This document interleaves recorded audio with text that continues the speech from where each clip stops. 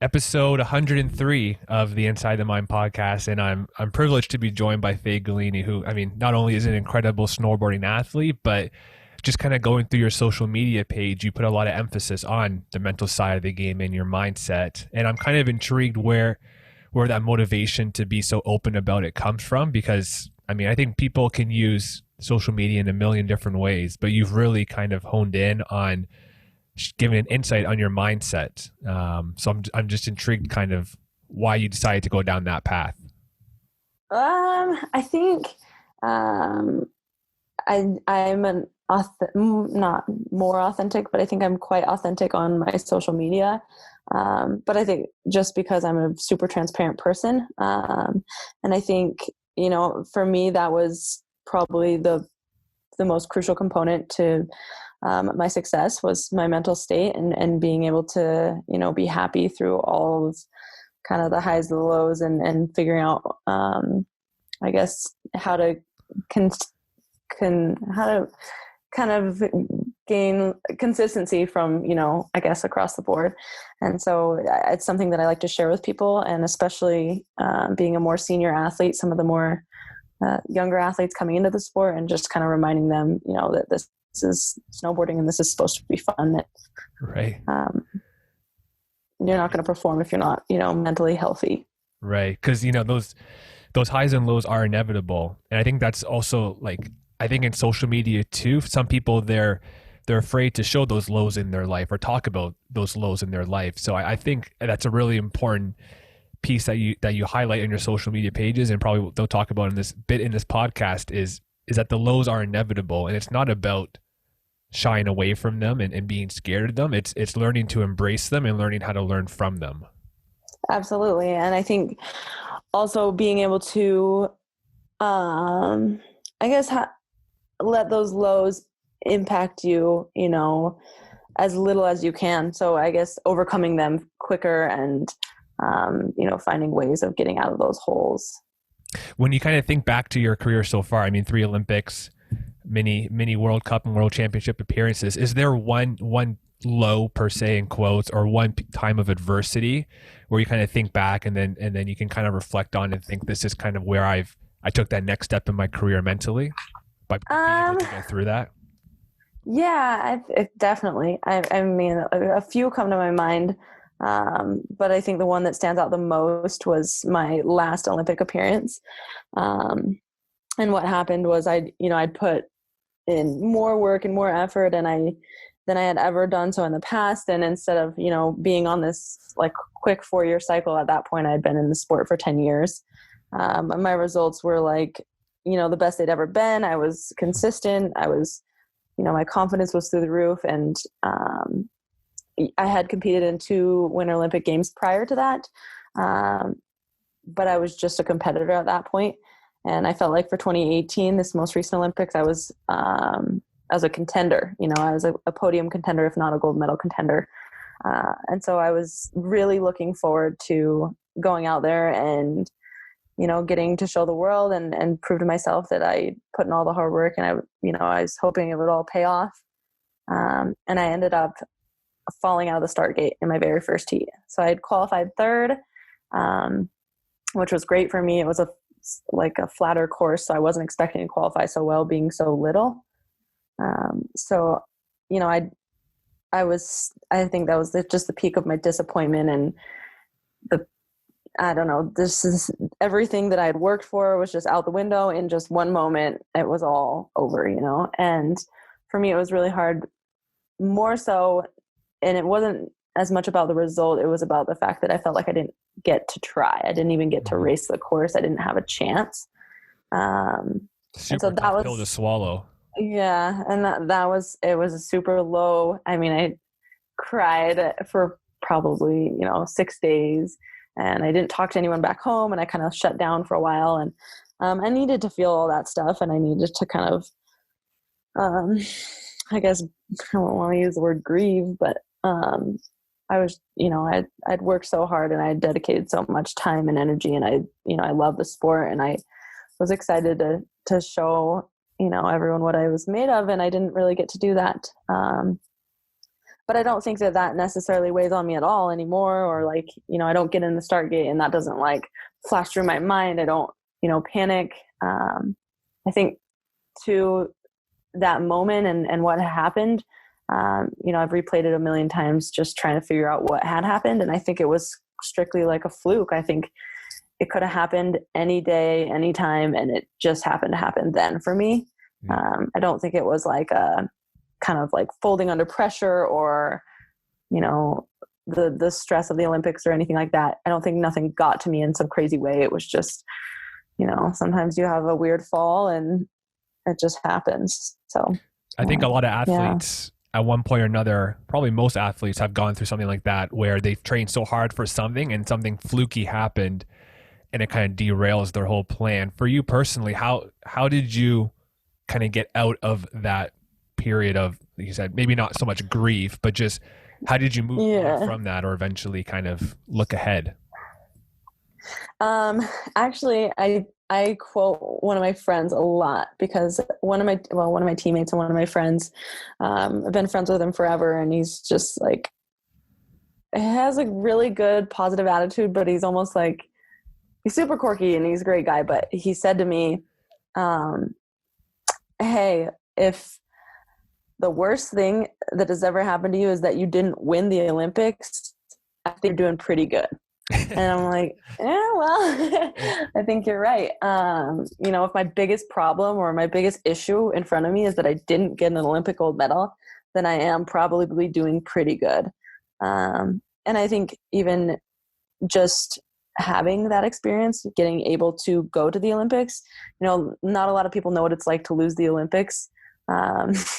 And so I think, just having that experience and getting to go there with my friends and my family and, go and support the rest of Team USA is enough of a consolation prize for me. Mm-hmm.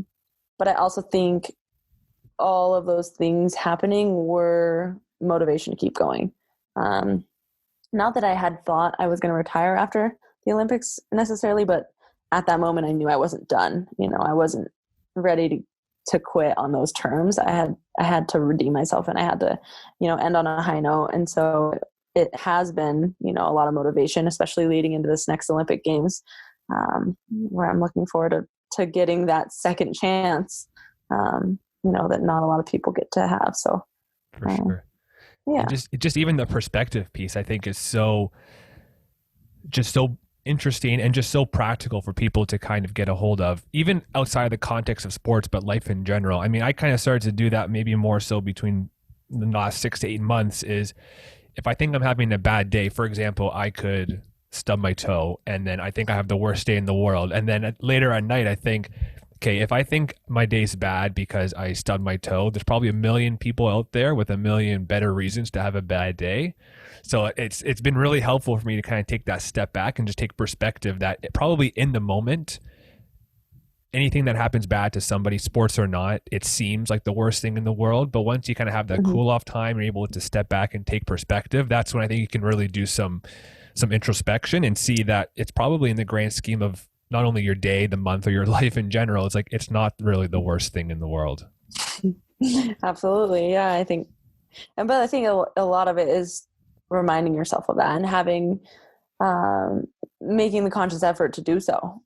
When you're feeling like garbage or like a failure or, something along those lines, you can kind of take that step back that we keep talking about and, remind yourself where you are and how far you've come and all the other, beautiful things that you got to see on this journey, and experience. And I think it's huge. Yeah. I saw, I think about a year, maybe a year and a half ago, you had an interview for the Supergirl Spotlight. I saw on YouTube and you really talked about, I think you were defining like what a Supergirl is. And you were talking about how like you're willing to be scared and you're willing to go into those uncomfortable situations. I'm just interested if, Absolutely. Yeah. Is there kind of one point in your career where that kind of statement really rings true in terms of like that one situation where going in, maybe you were really fearful of how it was going to play out, or really scared how it was going to play out, but then once you got through that situation, it seemed not as bad as you thought it would be? Yeah. I think a lot of the fear that I experience in my sport is fear of injury, not necessarily fear of failure or result based. Um, but then again, so, when I think of injury, I think of the worst things that, probably could happen, have already happened. Um, and I'm just fine, if not, Yeah. if not coming back stronger every time I had, an injury just from having such like concentrated physical therapy and strength coaching and, being able to build the level, this very base level all the way up again, I think ends up, like I said, most times after I've had like a serious surgery, my like physical test results come back higher than they've ever been. And like I said, I think it's just from starting from like a ground zero. So I think I am afraid of getting injured, but at the end of the day, it's something that happens. It's something that will always happen. And every time it happens, it sucks a little, and then you get over it and you come back and you're strong again. So I think that's where most of like my fear comes from. I think also when it comes to like our sport, we spend most of the year in Europe. We'll be here for 2.5 months straight just on this stint alone. And for the past 10 years, Eurosport has owned the rights to everything we do. So no one back home has ever really been able to watch us. So I've never really had this like pressure to perform for the people that I care about and, the people back home. But our sport actually just now started getting broadcasted on Peacock, which is like this new little streaming platform. And so now everyone can watch it and kind of in the comfort of their own home. And so now I think there's a little bit more pressure, when you just see like all your friends and family back home watching like, live or within a couple hours of the race. And I think, so I would say like sometimes knowing that people are kind of counting on me or expecting something out of me creates a little fear, just a fear of disappointing people. I want to put on a good show, especially if they've taken the time out of their day to watch the race. But it also is a little bit of like a fire, Yeah. I can't fail for these people. So yeah, exactly. On the flip side of that equation, just how you mentioned that the sport was primarily kind of broadcasted by Eurosport, so a lot of people at home weren't able to see it in real time, at least. Did it ever kind of get to the point where you felt like maybe you're a little bit on your own out here, and maybe it kind of got to the point where you kind of felt a little bit lonely out in Europe and like nobody to really able to check in as the race is going on? Yeah, always. I think that's one of the biggest things we sacrifice as athletes is, the comfort and security of having friends and family and support. Especially for me, I started at such a young age that I was spending, quite a few months in Europe by the age of like 17. Wow. Which is already a challenging time being, a hormonal girl, trying to, graduate high school and navigate like boys and just all the other dramas and stresses of just being a teenage girl. And there was a lot of times where I would say like my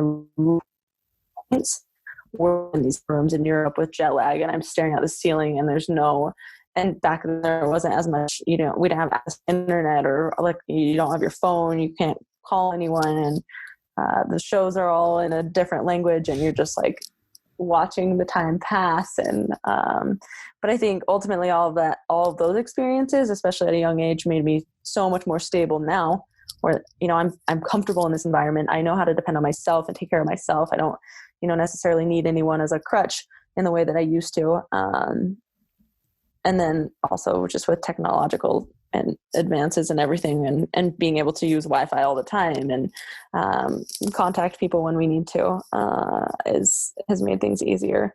But yeah, it gets lonely out here. But I gotta imagine I think that kind of speaks to just the power of passion and the power of passion of being in love with the sport that you compete in, because I'm sure if you're in Europe for any other reason except for snowboarding, especially at such a young age like 17 or 18, it probably would have been a very different outcome potentially on just how long you're able to stay in Europe for and just your mindset overall. But I think that's just a kind of tip for people out there that if they're like going back and forth if they really love something, if something's really their passion or not, kind of taking that step back and thinking, what are you willing to sacrifice? And kind of like in your situation, you're willing to sacrifice so much at such an early young age. And I think that's probably for a lot of athletes, when they're able to do something like that, that's in their head. They know that they've made the right choice in life, that they're going down the right path in life, because this one thing that they're focusing on is just, they're willing to make so much sacrifice for it. Yeah, absolutely. And I think people always glamorize what we do, and don't get me wrong, it is incredible and I love what we do. But I think they think, okay, you go out there and you party with your friends and you're just in Europe for like 3 months and it's just snowboarding. It was just this fairy tale and you're like on these beautiful mountaintops and everything's perfect. And it's great, but that's looking back on like the social media aspect, everyone sees the good, it's not common for you to take a photo of the ceiling at 3 a.m. This is what I've been staring at while I can't sleep for the past whatever, or, but it's a lot of stress, especially with so many athletes that care so much about this one thing, being on top of each other for 3 months like this. You have to figure out how to be each other's, supporters, and how to communicate, and how to not get frustrated and not get sick of each other and not kill each other. Because it's a team bonding experience being in a foreign place together for so long. Exactly. Especially, and COVID makes everything even harder, because it's like, okay, now we're here in Europe and we're not really allowed to leave our hotel rooms aside from snowboarding and training. So it's like 2.5 months of actually being, in 1,000 square feet or whatever. Maybe 1,500. This place isn't as small as some of our other places, but not a lot of adults have been forced into situations like this. And so it's important for us to kind of figure out how we need to work together to make it work, and to have longevity, because, week 1, week 2, week 3, that's a walk in the park. It's when you're 2 months in and someone's not getting good results and they're letting that just dictate their entire mood, and they're toxic and they're negative. And then, you're out here trying to perform and you can't have the energy kind of like smothering you at the same time. And so it's trying to stay healthy for yourself and healthy for your teammates and your roommates. And that goes across the board with the staff. Like, if they're not healthy, they're not helping us. And it's just this, we're individuals, or we race individually, but we're a team at the end of the day. And so we need to, we've had to learn how to be a team, off of the snow. So it's definitely a lot of work. Definitely no walk in the park. Yeah, exactly. And even just how you mentioned there being healthy for yourself, it kind of reminded me, I think, how much self-discipline gets challenged in a time like COVID, because it's probably the same situation where, at least this is maybe a little bit speaking about myself, but when COVID first hit, staying disciplined and kind of in my routine was probably easier weeks 1, 2, and 3. But then as COVID drags on, as lockdowns drag on, you're just like doing the same thing over and over again without a lot of variability. I think that's when it really challenges someone's self-discipline. Yeah, absolutely. And I think with COVID too, those, when you're disciplined is one thing, but now you have to be disciplined and you have to go the extra 5 steps to make sure you accomplish anything. Like here, we used to be able to go to the gym down the street and we could pay for it and it's fine. We walk in and whatever. And now we have we use so much like bands and all and things, we're normally like squatting racks or whatever, and now we have these water bags, so we have to fill up the water bags, and then they're too heavy and they're too light, and you're halfway through your workout and you're dumping it out and you're refilling it, and it's like this workout that once took an hour is taking like 3.5, and then there's 10 of us sharing one piece of equipment versus being in a gym and being able to each have your own rack set up or whatever. So I think being disciplined is one thing, maintaining the discipline is another, but then having to tack on an extra 2 or 3 hours every time you want to get anything done makes it even harder. But I think we hold each other accountable for that kind of stuff. And we're competitors, you know, if someone's going to go out there and work out, we're all probably going to follow. Right. Cause he's not going to get stronger than me, you know? Can't let that Yeah, happen. exactly. I mean, exactly. the whole piece of just dealing with figuring out how to work out, I guess, when the gym's not there. I mean, up here in Canada, today's the 26th. I think February 16th, Yes. in my region at least, the gyms just opened. And before that, like I was doing the same thing, bands. You know, I have like 1 or 2 kettlebells. I have 1 or 2 dumbbells. And it was a real struggle to stay disciplined and stay motivated, because in the back of my head, I'm thinking like, how much better am I actually getting doing these things? Is it really worth it? Like, should I just wait for the gyms to open so I can go on the squat rack again, or just use 15 different types of kettlebells? It was, again, one of those moments where it challenges your self-discipline, your motivation, because even though maybe our physical development isn't as great when we use less ideal equipment, probably just like the whole aspect of just staying in a routine is still beneficial mentally and not letting yourself fall off. So even if using bands and kettlebells that are maybe only 10 or 20 pounds, whatever we have access to, even though we might not get the same physical gains, it's probably the mental gains of staying in the routine is probably where a lot of people can get that benefit from. Yeah, absolutely. And I think for me, it's important to know that I've put in the work. So like mentally, I'm like a train wreck if I haven't been, you know, doing my workouts or doing all the training that's assigned to me from my strength coach. And like, I have a reputation for that. You know, the team, my teammates make fun of me all the time. Right. And I wouldn't even say I'm OCD, but if it's in my program and, you know, my professional strength coach put it there, then I have to do it. And so even there's like times where we'll forget to bring a jump rope or whatever. I don't have access to something, and I will sit there and I will just jump. Like I'm jumping on a jump rope with my wrists and everything. I'm flinging my wrists, and like, you know, I have all the boys on my team are like, what are you doing? It doesn't matter. She wants you to warm up, go on a jog. Like, but I'm just, I don't know.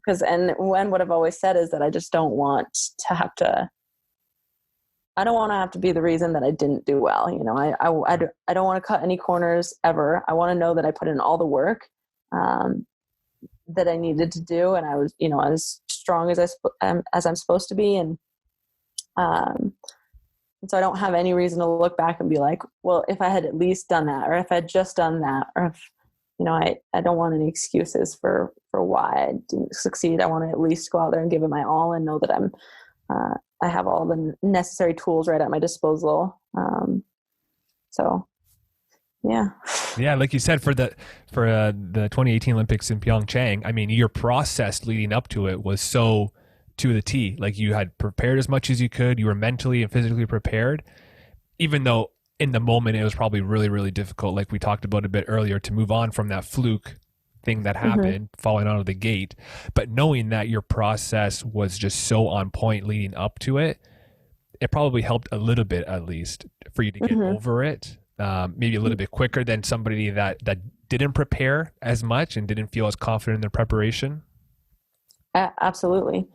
I think I guess, what am I trying to say here? I think the mental aspect of being physically fit is more powerful than the physical fitness itself, of knowing and trusting the process and knowing you did everything. I feel like that translates to your snowboarding faster than the actual work itself does.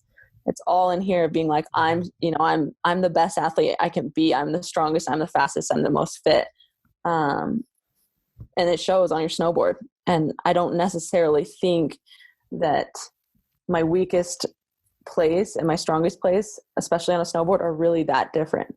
You know, I've been doing this for so long that my body has it doesn't really have these like peaks and valleys. It's pretty consistent. Even, you know, I could skip 2 months in the gym and really everything's going to be, you know, quite close, but it's up here where I need those 2 months in the gym. And I need to know that, you know, I put in all the work, and the confidence just translates to snowboarding. So yeah, it's huge. How do you work on your mental game like day by day. I think for a lot of people, they're interested in working on their mental game. And when we compare it to something like, you know, our physical game, lack of better words, but like if someone's weak in their like chest, they can do bench press. Someone's weak in their legs, they can squat, so on and so forth. They're feeling tight, they can stretch. But how do you, or how have you in the past approached working on your mental game on a day by day basis, whether it's like specific exercises or strategies or just a mindset that you've been able to develop? I think for me, my mental game is quite strong and consistently strong and healthy. I think most of it comes from having it tested so much at a young age, just like with this stuff and family stuff. And, you know, a lot worse things have happened throughout, you know, my life. So I feel like anytime I'm upset about a result, it's so minor in the big picture of what is going on. And we touched on that. You know, if my worst day is that I didn't win the Olympics, I'm not doing that bad. Right. But I also find that having distractions and having kind of a lot of things going on is healthy for me, because I know I'm moving forward and I know I'm working towards something. I think it's once I get kind of complacent, and if snowboarding was the only thing that I had or the only thing that I cared about, it would be hard to not put all my worth, you know, into that and not let it, you know, really dictate my mood and my happiness. But it's, you know, I'm here and I'm in grad school and I'm working and I've got a lot of other things going on. And so it's like when I'm not snowboarding and I'm not training, I'm like generally studying. And then if I'm not studying, I'm working. And so there's always some type of distraction so that I don't kind of sit around and let my mind just, you know, race and, Right. and create something out of nothing. And I feel like it's harder for me to stay super stable and sane and healthy if I'm staring at a wall. You know, I think for me, I just need to be busy. I need to be doing something.